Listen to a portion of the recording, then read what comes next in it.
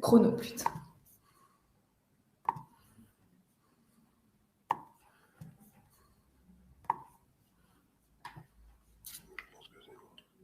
Bonjour. Alors, je ne sais pas si tout le monde nous entend. Bonjour à toutes et tous. Bonjour. Je vous laisse nous dire si vous nous entendez bien. Sur le chat. Oui, super, parfait. Merci beaucoup.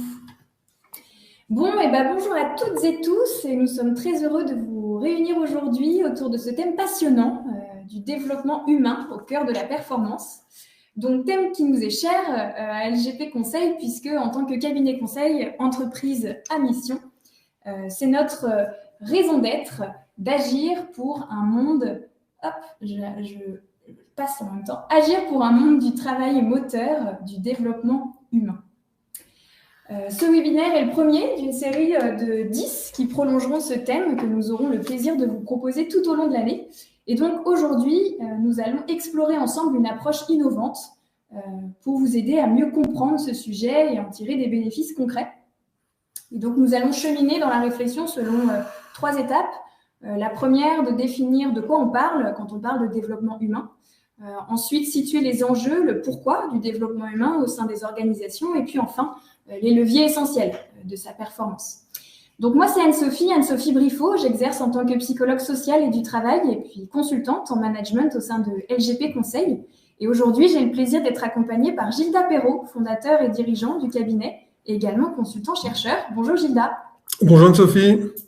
Donc avec Gilda, nous allons converser sur notre sujet du jour pendant une petite demi-heure environ. Et donc, il nous restera à peu près 15 minutes pour échanger ensuite. N'hésitez pas, en tout cas, à interagir via le chat et puis nous répondrons au fur et à mesure à vos remarques ou interactions ou questions. Alors, soit pendant le webinaire, soit à la fin. En tout cas, on essaiera de répondre au mieux. Alors, pour démarrer, je vais vous proposer une définition de ce que nous entendons, en tout cas, par développement humain. Hop. Je gère les slides en même temps. En fait, c'est l'ONU qui a défini le développement humain. Elle le définit ainsi: le développement humain est un processus d'élargissement des choix et des capacités des individus. Donc, un processus d'élargissement des choix et des capacités des individus. Oui, alors ça, c'est une définition qui vient de l'approche d'un monsieur qui s'appelle Amartya Sen, donc qui est un prix Nobel d'économie, professeur au MIT, professeur à Harvard, et donc Amartya Sen est considéré comme un des pionniers justement du développement humain. Donc lui, il pose le problème au niveau de l'économie d'un pays et son approche est de dire que pour mesurer le développement d'une économie, le PIB est un indicateur qui n'est pas représentatif en fait, et que le véritable développement, c'est ce qu'on va appeler les capacités des individus à pouvoir vivre les vies qui ont du sens pour eux. Voilà, ça lui pose cet enjeu, et pour lui, le développement n'a de sens que si on arrive à cette notion-là. Donc en fait, il met l'accent sur deux choses, les capacités, donc le socle de ressources disponibles pour un individu. Et ensuite, le but, c'est qu'il puisse utiliser réellement ses capacités, qu'il ait cette possibilité-là vraiment d'agir. Et c'est là où il identifie des facteurs d'inégalité ou d'inéquité, en ce sens où c'est pas parce qu'on a une capacité qu'on a forcément la possibilité de la mettre en œuvre. Un exemple, je peux très bien avoir le droit de vote, mais si j'ai pas de moyen de locomotion pour me rendre au bureau de vote, j'ai pas vraiment une réelle possibilité de voter. Donc là, lui, il pose un peu cette équation. D'abord, il y a des capacités. Ensuite, il introduit la notion de capacité, qui est cette possibilité réelle d'utiliser les capacités. Et derrière, on a la vraie possibilité de faire un choix. Et c'est d'ailleurs cette approche qui est donnée par l'IDH. Alors, l'IDH, l'indice de développement humain, qui est mesuré par l'ONU pour chaque pays. Et l'IDH se fonde sur 3 dimensions essentielles du développement humain. La première dimension, c'est la santé, l'espérance de vie à la naissance et puis l'accès aux soins. La deuxième, c'est l'éducation, donc l'alphabétisation et le taux de scolarisation, je vais y arriver. Et puis, le troisième, le niveau de vie, le revenu réel par habitant. Et donc, selon SEN, ces trois dimensions, elles sont interdépendantes. Elles doivent être considérées conjointement pour évaluer le niveau de développement d'une société. Donc, par exemple, un pays peut avoir un revenu élevé, mais un faible niveau d'alphabétisation et d'espérance de vie, ce qui indique un faible développement humain. Et à partir de ces données est calculé l'IDH pour chaque pays. Et la France se classe aujourd'hui 28e à l'IDH, en baisse régulière, en tout cas depuis les années 90, où elle se classait à l'époque, en tout cas, dans le peloton de tête.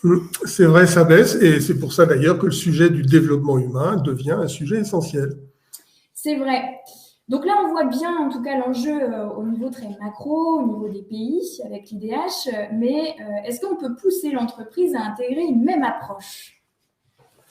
Alors oui, en fait, il y a trois raisons principales et qui sont liées d'ailleurs pour laquelle une entreprise a un intérêt à envisager le développement humain au cœur de sa stratégie.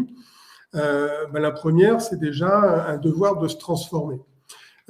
C'est vrai qu'aujourd'hui, compte tenu de la densification du monde économique et de son impact de plus en plus fort sur le monde de manière globale, il y a un enjeu pour l'organisation, pour les entreprises, de démontrer leur utilité systémique.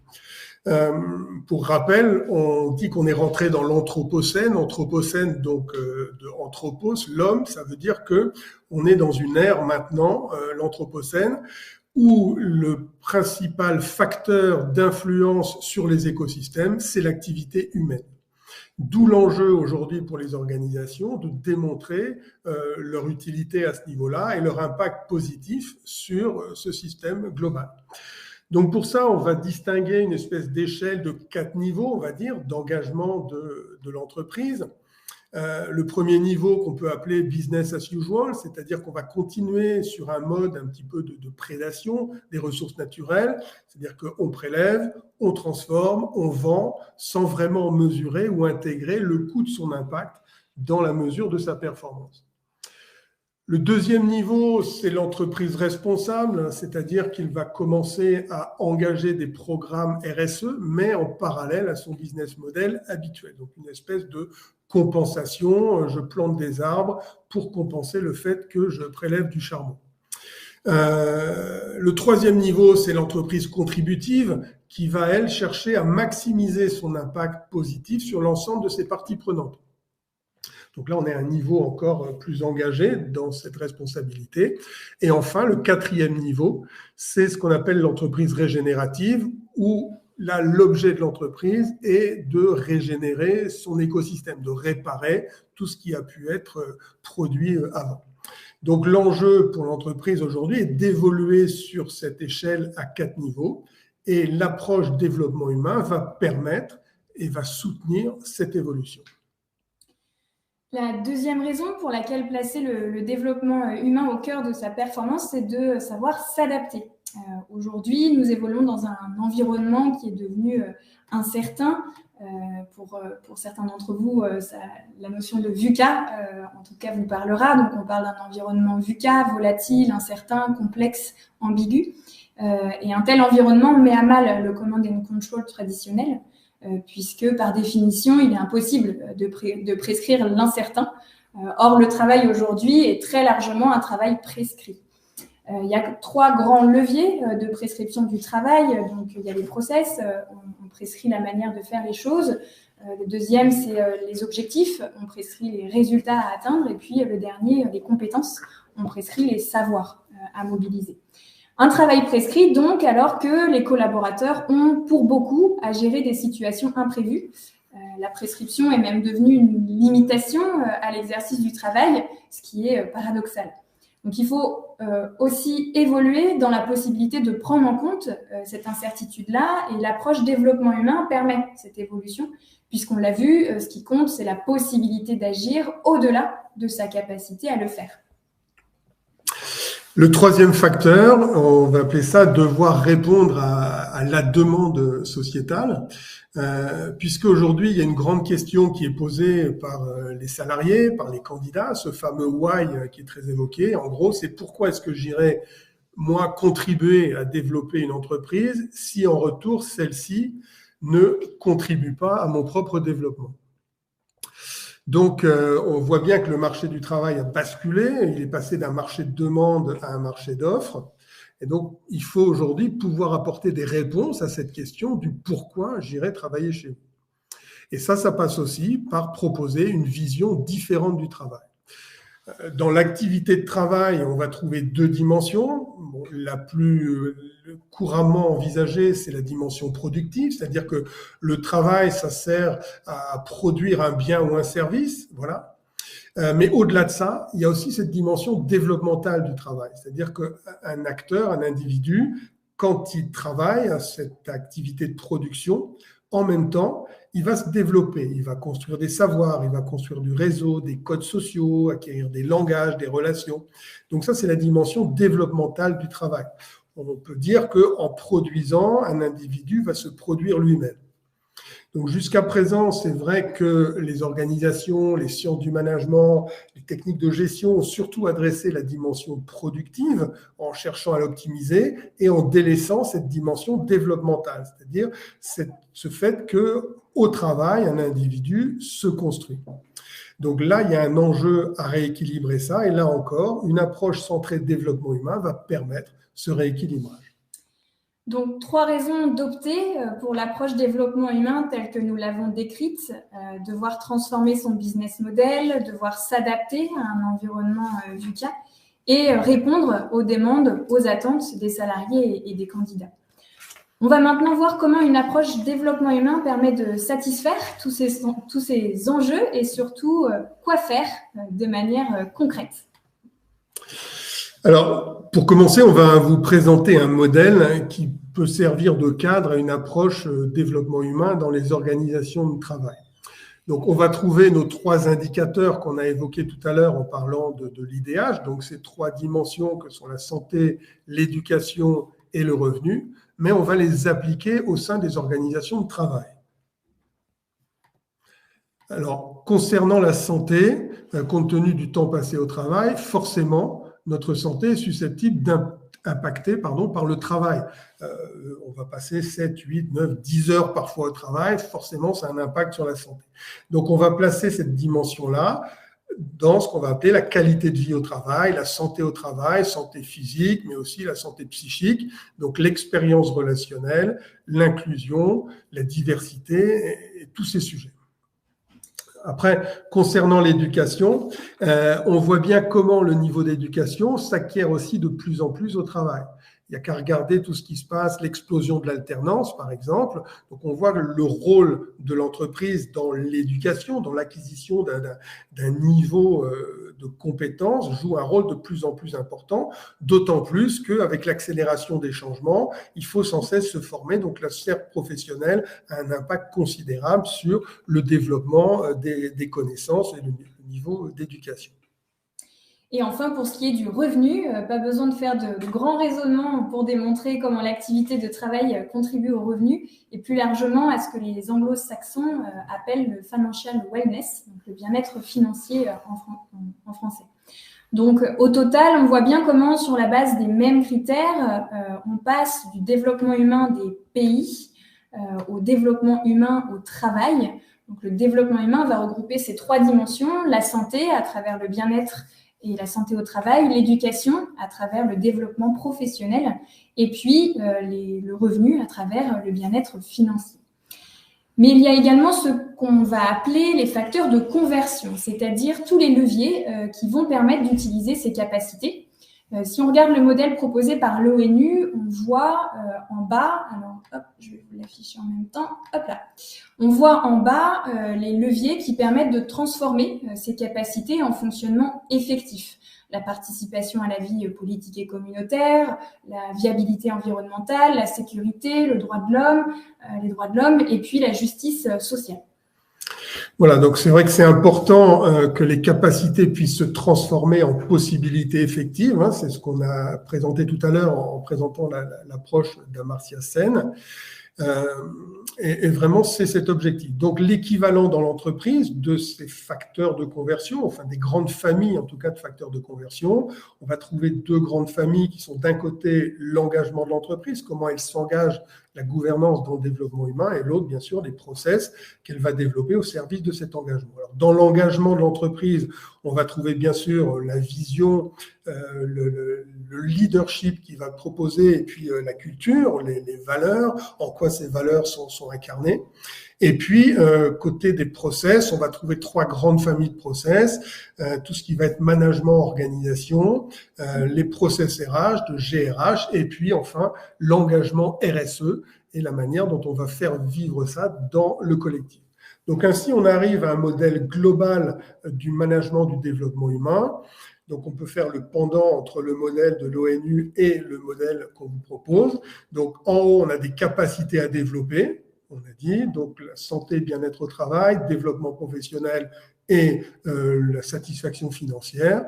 Et en bas, donc des leviers, des facteurs de conversion qu'on va devoir optimiser afin de transformer des capacités en possibilités réelles d'action.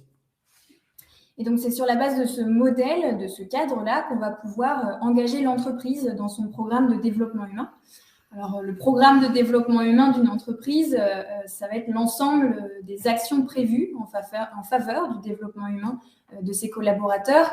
Donc, ça peut comporter des objectifs et projets en matière de santé, bien-être au travail, développement professionnel et puis bien-être financier, mais aussi des engagements concrets au service de ces enjeux, l'engagement de la gouvernance, donc la vision, le leadership, la culture, et puis la mise en cohérence des process RH, management et puis RSE. Alors comment la démarche pour construire son programme de développement humain peut commencer par une mesure, un état des lieux de situation en quelque sorte. Le site monedh.com permet de mesurer son empreinte de développement humain, exactement comme on mesure finalement son empreinte carbone. Hop, je vous affiche en même temps les slides. Donc, il s'agit en tout cas de mesurer la perception des collaborateurs à travers une enquête collaborateurs. Donc, cette enquête est assez rapide, 24 questions, et surtout gratuite. On se connecte, on crée son compte, on lance sa campagne, et puis on reçoit son rapport. Voilà un petit peu comment ça fonctionne. Je suis navrée parce que les slides mettent un petit peu de temps à s'afficher à chaque fois entre le moment où je clique dessus et le moment où ça vient. Donc, désolée pour ce temps de décalage. Donc, voilà, je parlais de monedh.com. C'est ce que je viens de vous expliquer sur la manière de procéder. Et donc, la manière dont est mesurée, en tout cas, là, c'est un exemple de rapport que vous pouvez avoir.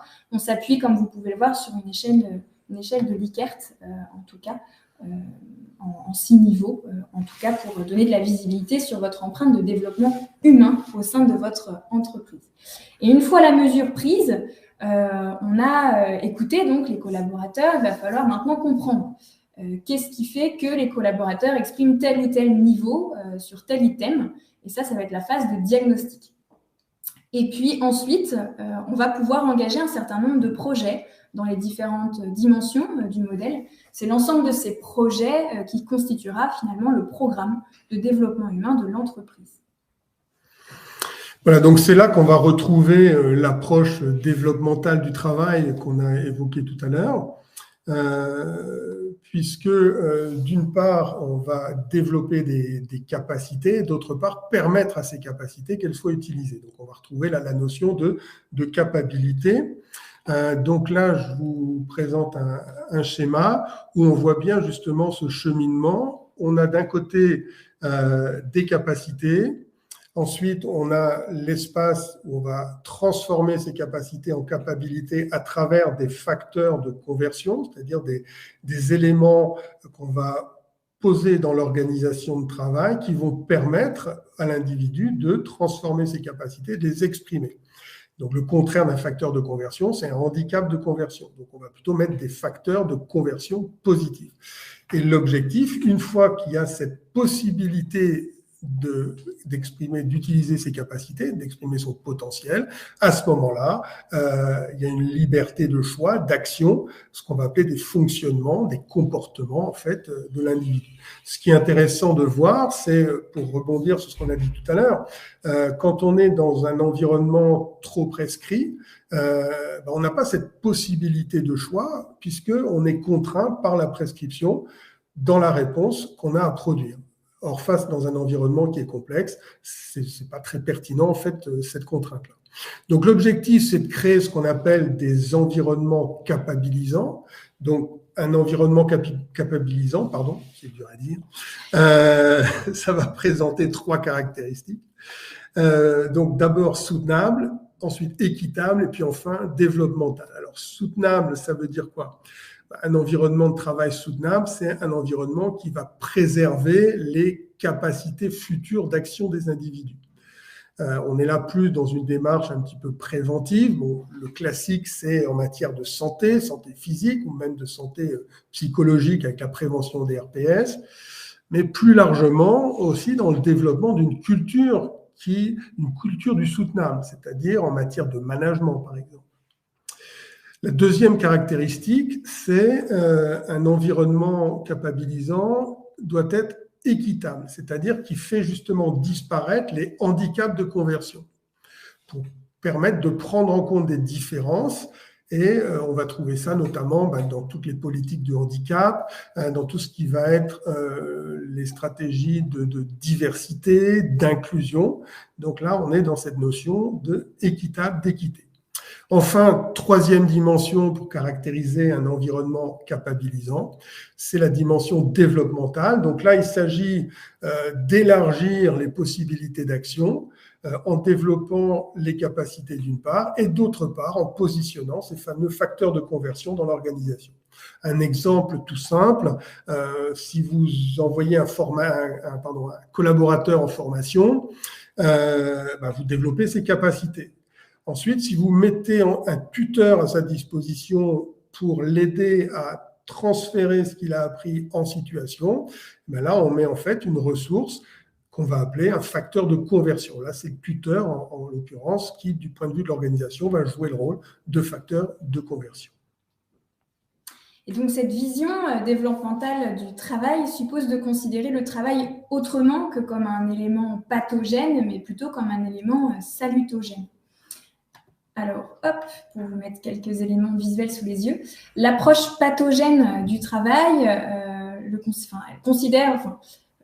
l'approche pathogène du travail le considère comme un facteur de risque pour la santé et se concentre sur la prévention des problèmes de santé liés au travail. L'approche salutogène, quant à elle, considère le travail comme une source de bien-être et de développement et cherche à identifier les facteurs qui favorisent la santé et le bien-être au travail. L'approche pathogène, elle va mettre l'accent sur la réduction des symptômes, des effets négatifs du travail, tandis que l'approche salutogène cherche à développer les capacités, les ressources des salariés pour améliorer leur bien-être et leur satisfaction au travail. En termes de pratique, l'approche pathogène, elle va se traduire par une gestion des risques et des dangers au travail, une prévention des problèmes de santé liés au travail, et puis une réduction des symptômes et des effets négatifs du travail sur la santé. Donc, les pratiques managériales associées à cette approche incluent souvent des programmes de santé et de sécurité au travail, des évaluations des risques professionnels, des actions de prévention et de protection, et puis des programmes d'accompagnement des personnes en difficulté. En revanche, l'approche salutogène, elle se traduit plutôt par une gestion favorisant le bien-être, la satisfaction et puis le développement des salariés. Les pratiques associées à cette approche incluent souvent une attention particulière à la qualité des relations interpersonnelles. Elle va être aussi portée sur la promotion de la confiance, de l'autonomie, des activités aussi de formation et de développement des compétences. Également des dispositifs d'évaluation et de feedback réguliers, et puis sans oublier aussi des programmes de soutien social et puis d'équilibre entre vie professionnelle et vie privée. Donc on touche ici au leadership, aux pratiques managériales et puis aux pratiques de gestion des ressources humaines. Ok, donc voilà, là on a une liste en fait des nombreuses pistes pour alimenter ce qu'on peut appeler un programme de développement humain d'une entreprise, euh, qui l'amène en fait à en faire un vrai levier pour sa performance.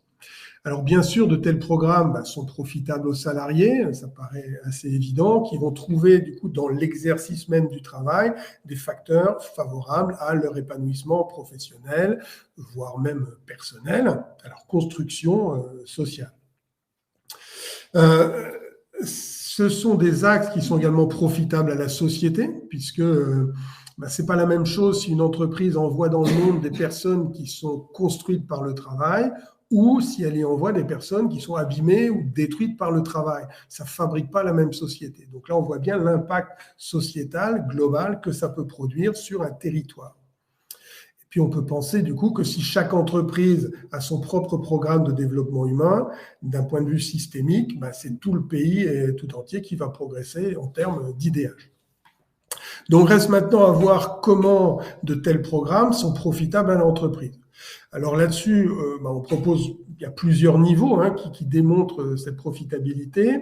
Le premier, évident, c'est l'enrichissement de la marque employeur, puisque en affichant des engagements de développement humain, en les mesurant et pourquoi pas même en les labellisant, et on montrera une possibilité de label, l'entreprise peut afficher un réel engagement et surtout pas se contenter de l'afficher, mais également le démontrer en interne. Parce que c'est une chose de le promouvoir, c'est quand même mieux si ensuite il y a cette cohérence et que l'expérience correspond au discours.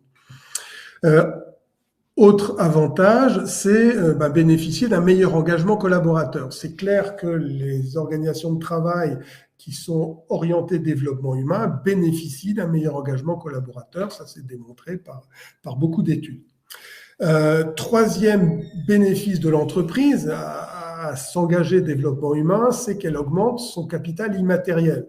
Le capital immatériel d'une entreprise, c'est tout le capital intangible, alors qui malheureusement aujourd'hui n'est pas encore inscrit au bilan de l'entreprise, mais aujourd'hui les études sur la performance multicapitaux cherchent un peu dans ce sens-là comment valoriser d'un point de vue ce capital immatériel de l'entreprise, que sont ses compétences, que sont ses dynamiques humaines, que c'est le niveau d'engagement de ses collaborateurs. En tout cas, là, l'entreprise valorise à ce niveau-là son capital. Quatrième avantage, bénéfice de l'entreprise, c'est de soutenir sa performance sociétale.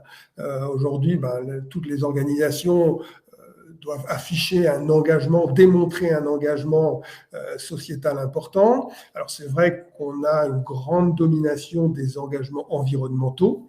On mesure l'empreinte carbone.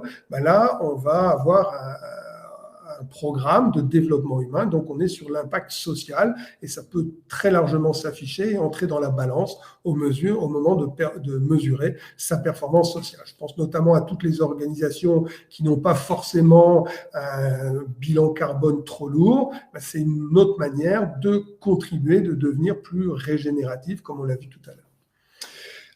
Autre point, autre avantage, c'est le développement de la capacité d'évolution de l'organisation. On parle de résilience organisationnelle, donc cette capacité à s'adapter au changement, à rebondir, à évoluer dans un environnement incertain. On a vu pourquoi, puisque en passant d'une approche gestionnaire du travail qui est plutôt orientée sur la prescription, là en passant sur le mode des capabilités, en libérant un petit peu les potentiels et la capacité de décision face à l'incertitude, en libérant cette dynamique au niveau de chaque acteur, de chaque service, c'est l'entreprise tout entière qui devient un système résilient. Et enfin, pour les amateurs du sonnant et trébuchant, on peut aussi parler de la réduction des coûts cachés, ça c'est très mesurable. Donc les coûts cachés qui vont résulter par exemple du turnover, qui serait lié à une insatisfaction des collaborateurs, à l'absentéisme, les coûts directs liés à la santé au travail, l'accident du travail ou les accidents psychosociaux, le défaut de qualité également qui résulte d'un manque d'engagement et puis aussi une moindre productivité. Donc tous ces coûts-là sont réduits par une approche orientée développement humain. Donc voilà tout cet ensemble de bénéfices sont de nature à encourager les organisations à placer vraiment le développement humain au cœur de leur stratégie à travers un véritable programme de développement humain à inscrire dans le cadre de la politique RSE. Voici venu le moment de conclure. Donc, en synthèse, quand on pense travail, on pense toujours à cette activité qui consiste à produire un bien, un service. Pourtant, on vient de le voir, au cœur du travail s'opère un autre phénomène dont on parle plus rarement, le développement d'humain. C'est beaucoup à travers son travail que l'individu acquiert des savoirs, des codes sociaux, un langage, des usages, mais aussi des règles de vie, des valeurs, des techniques, etc. et bien d'autres ressources. Bref, il se construit en tant que personne sociale.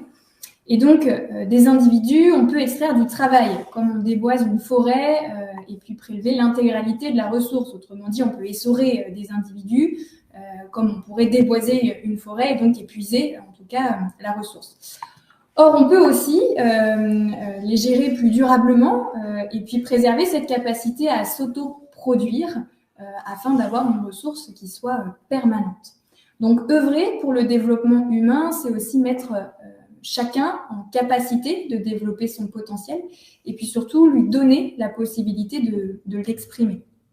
Donc, sur ce point, les entreprises sont en concurrence avec les autres espaces sociaux. Il y a les espaces réels comme les loisirs, par exemple, et puis des espaces virtuels comme les réseaux sociaux. Le défi du développement humain pour les entreprises suppose de se penser pas uniquement comme des espaces de production, mais aussi comme des espaces où se construisent des êtres sociaux. À défaut, ils iront se construire ailleurs. Voilà, nous en avons terminé pour cette présentation. Alors, si vous souhaitez en tout cas avoir plus d'informations, vous pouvez appuyer sur le call to action. Je pense qu'il est juste au-dessus de la présentation. Vous avez la possibilité de cliquer dessus, ce qui vous permettra en tout cas de pouvoir convenir d'un rendez-vous si vous le souhaitez avec nous.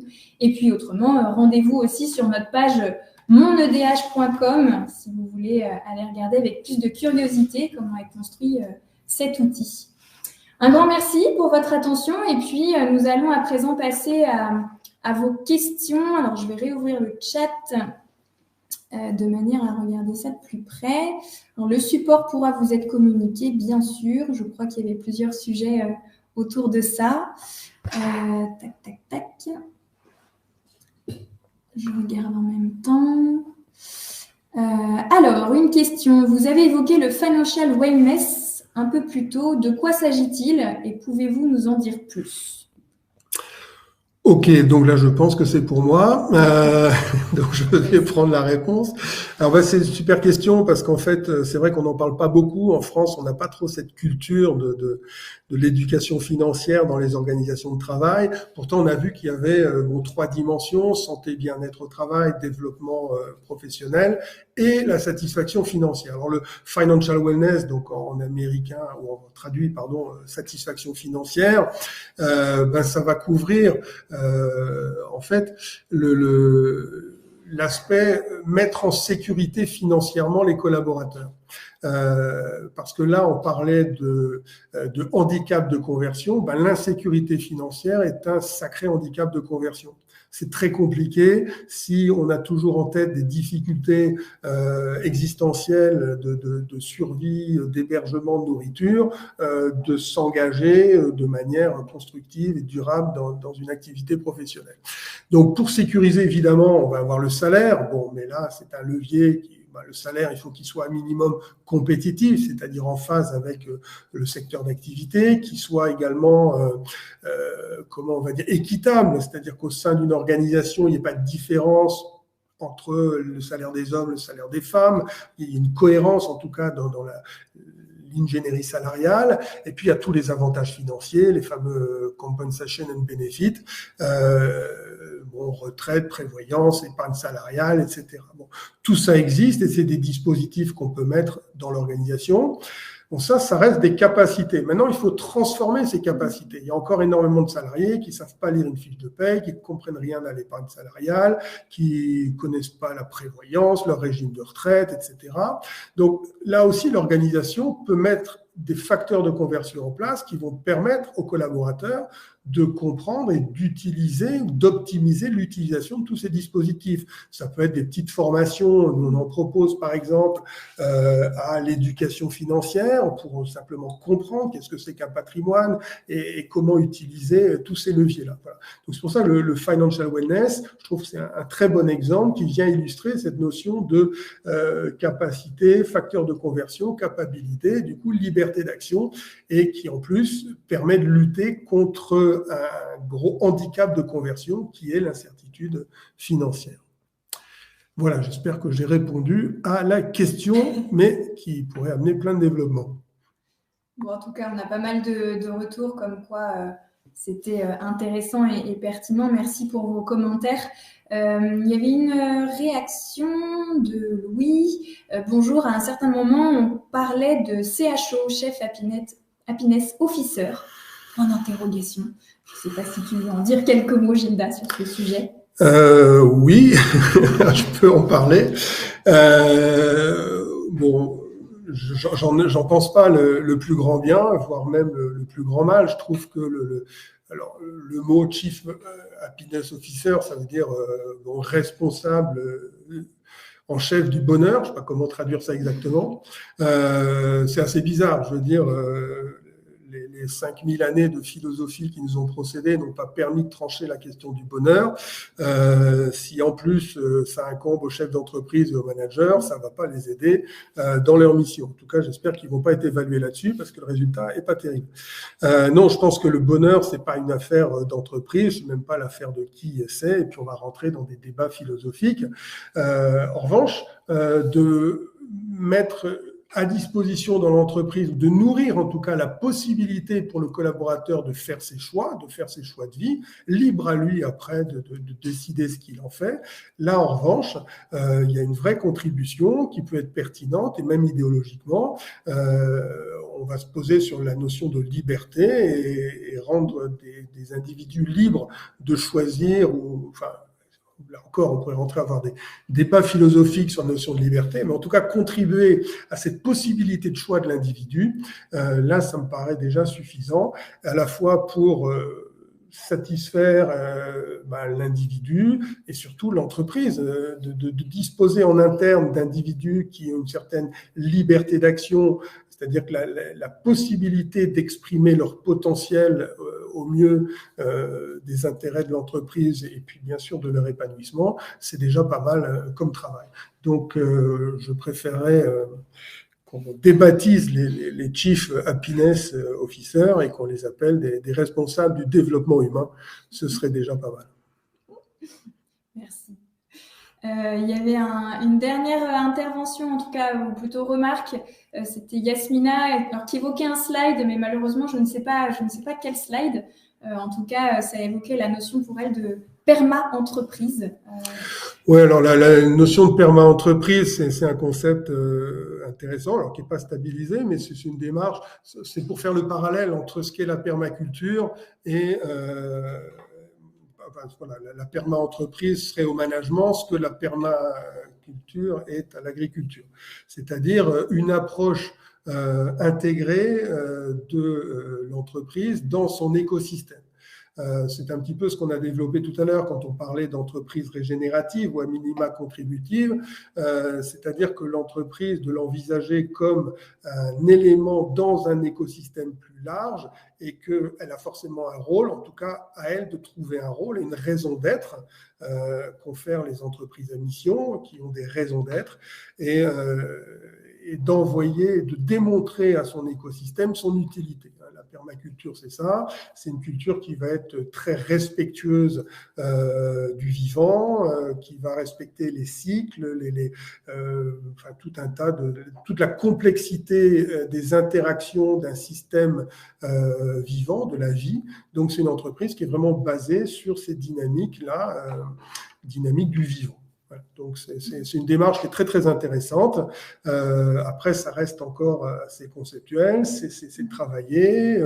Et je ne sais plus qui a écrit un bouquin là-dessus, mais c'est un livre à lire. C'est une réflexion, en tout cas, qui est intéressante. Après, c'est toujours la difficulté, c'est il faut un effet systémique, c'est-à-dire tout seul dans son coin, on peut pas dire tiens, je vais devenir une perma-entreprise. C'est comme si on décidait de faire de l'agriculture bio dans son jardin, entouré d'agriculture plus expansive ou traditionnelle qui pollue à grands coups d'engrais. Ça va être compliqué de pousser tout seul. Donc c'est vertueux, ça va dans le bon sens, faut l'encourager et puis s'en inspirer le plus possible afin que globalement, systémiquement, c'est l'ensemble du monde qui puisse basculer vers une économie qui soit moins prédatrice et beaucoup plus contributive au développement harmonieux de son écosystème. Je ne sais pas si ça répond en tout cas à ce que vous envisagiez, Yasmina, sur cette thématique-là. J'ai vu un petit pouce en l'air il y a quelques minutes. Il nous reste 2 minutes. Il y a une dernière question de Marie qui disait « Bonjour, est-ce possible d'en savoir un peu plus sur l'outil pour mesurer notre EDH ?» Merci d'avance. Bien sûr, on peut en parler avec grand plaisir, mais le mieux c'est quand même d'appeler et puis de prendre des rendez-vous. Maintenant, c'est un outil en fait qui est émergé de 3 années de recherche pour le mettre en place. Donc mon EDH, en fait, c'est une enquête collaborateur, mais qui va couvrir tous ces champs qu'on a vus, c'est-à-dire santé, bien-être, développement professionnel, niveau de revenu, et puis tous les facteurs de conversion par groupe, par grande famille qu'on a vu, c'est-à-dire l'engagement, le leadership, la culture de l'entreprise, et puis les 3 process que sont la partie RSE, la GRH, et puis les process de management. Donc, c'est un questionnaire, 24 questions, donc c'est assez rapide. Il faut 5-6 minutes pour y répondre, et puis on a un taux de retour qui est très satisfaisant. L'intérêt, c'est que plus on est à se mesurer, alors c'est gratuit déjà, c'est important. Nous, on est entreprise à mission, donc c'est pour ça qu'on l'a mis gratuitement. Alors bien sûr, évidemment, derrière, on espère vendre du conseil, on n'est pas non plus que des philanthropes. Néanmoins, le fait d'y aller, ça permet de se benchmarker avec d'autres, puisque vous recevez un rapport, là aussi c'est gratuit, donc avec déjà votre score, votre empreinte, avec des axes éventuellement d'amélioration que vous identifiez, et puis ça permet de se comparer à d'autres entreprises, par taille, par secteur d'activité, et puis par secteur géographique également. Donc ça vous permet de vous situer, et puis vous obtenez un score, là comme c'est écrit, vous voyez, empreinte développement humain, avis collaborateur vérifié telle date avec votre petit score, et puis derrière la possibilité d'avoir un débrief avec un consultant pendant une demi-heure gratos, et puis après ça peut enchaîner sur un accompagnement si vous le souhaitez. Voilà pour l'empreinte, mais je vous encourage à aller sur le site monedh.com. Super, bon, je vois qu'il est 12h30. En tout cas, on va pas aller plus loin dans les questions-réponses. On va clôturer. Un grand merci à toutes et tous pour votre écoute aujourd'hui. Et puis, à bientôt, en tout cas, sur les futurs webinaires que nous aurons le plaisir d'animer, en tout cas au sein d'LGP Conseil. Et puis, n'hésitez pas à nous rejoindre avec le petit call pour action. Merci à vous. Bonne journée, au revoir.